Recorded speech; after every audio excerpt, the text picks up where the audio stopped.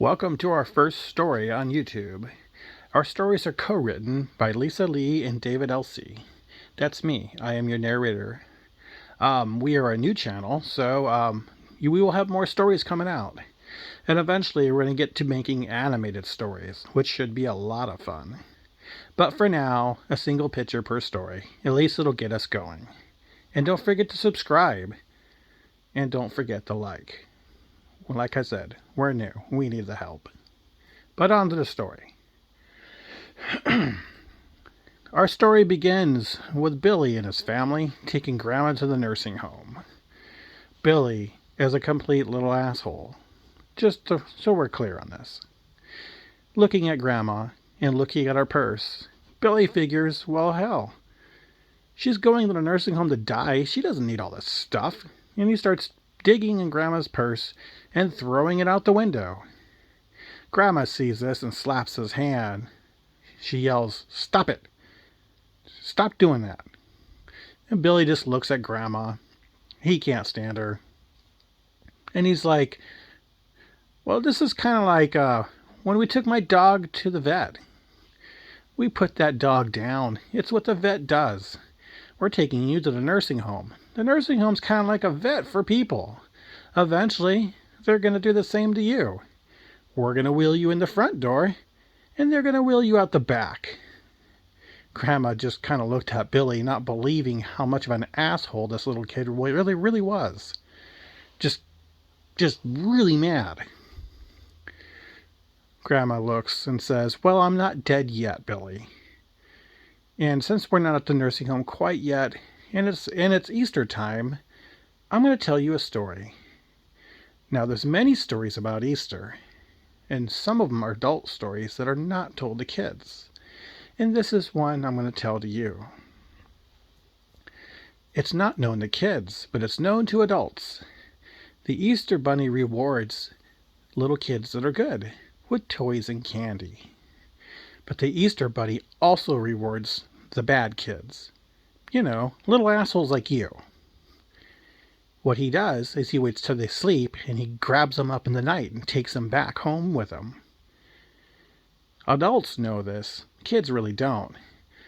But Easter eggs are magical and they grow in the center of flowers. And while the Easter Bunny has fields of them for all the good kids. And while that takes a lot of nourishment and a lot of taking care of. And while that's where the little bad kids come in. See, the Easter Bunny loads them up on his tractor and feeds them into this conveyor. And the conveyor drops them into this machine and it shreds up the kids and blows their bones and blood all over the field. And that feeds the plants that are carnivorous, which means they eat meat and little kids like you, Billy. And that's how we get Easter eggs. Billy, totally disgusted. He's like, Grandma, I can't stand you. I'm so happy we're taking you to the nursing home. Grandma just totally pissed off. She's like, Billy, I'm not dead yet, but just because I'm going to die and I need to get into heaven, I'm going to do one good last little thing for you. I'm going to put a coin in my pocket. So you reach into the coffin and get that coin. I'm going to give you a silver dollar just before I die. Billy kind of squints his eyes all evil. He's like, yeah, that's right, you're going to die. You see that tattoo on your wrist? That's from back in the Hitler days. I learned that at school. He didn't finish the job. But this nursing home is. As they pulled up to the four-way light just before the nursing home, Billy pointed. He's like, see? Look at the chimney over there. That's the nursing home. Grandma looks out, seeing the chimney. She's like, yeah, so what? Billy's like, smiling. Yeah, they got a crematory right on the site. So, as soon as you die, they're going to burn you up. Grandma, just furious, totally pissed. She's like, you know you're a Jew, right? Your last name is Rosenberg, just like mine. I mean, I can't believe you're saying this. You're a little asshole, but this is too much. As they pull up to the nursing home, she just looks at little Billy. In total disgust, she just doesn't have any words, and she slams the door. And she leans in and says, don't forget the coin, you little shit. And walks out to the nursing home, where the nurse is sitting there with a wheelchair, and Grandma gets in it, and they wheel her to the front door. Well, just like Billy said, not too much time goes by, and Grandma's gone. Well, it's funeral time now, and well, it's December and it's cold. Everybody's huddled indoors, and there's two wooden doors going to the funeral hall where the coffin is in the background. And Billy kind of talks to his parents. He's like, Grandma meant so much to me. Can I just have a moment alone with her? And his parents agree. And he shuts the double doors and walks up to the coffin. He just stares down. He's like, it's about damn time you died. It took long enough. And he reaches into her pocket and pulls out this little coin. It's 1 Reichmark, 1939. It's a little coin. Billy can't understand it. It's not the silver dollar she promised. He's like, what the hell? And Grandma opens her eyes and says, yeah, it's 1 Reichmark for a little Nazi bastard just like you.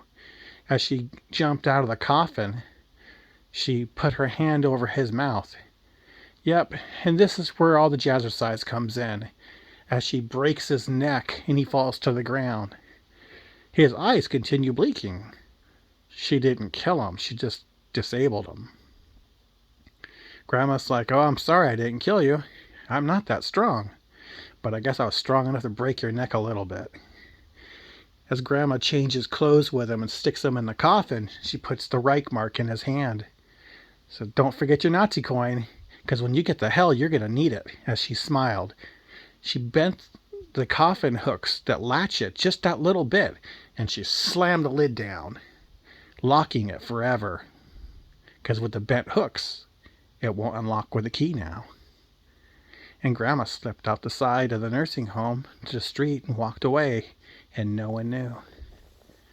Well, later on that night, the janitors of the place that were tasked with burning the remains fired up the kilns, and then the coffin went to the flames. And then Billy realized it was getting hotter and hotter, and the flames started going through the old little box and started burning him alive. And that was the end of little Billy. Hope you liked tonight's little story, and don't forget, we got many, many more stories to go. This is the first one. We hope you liked it.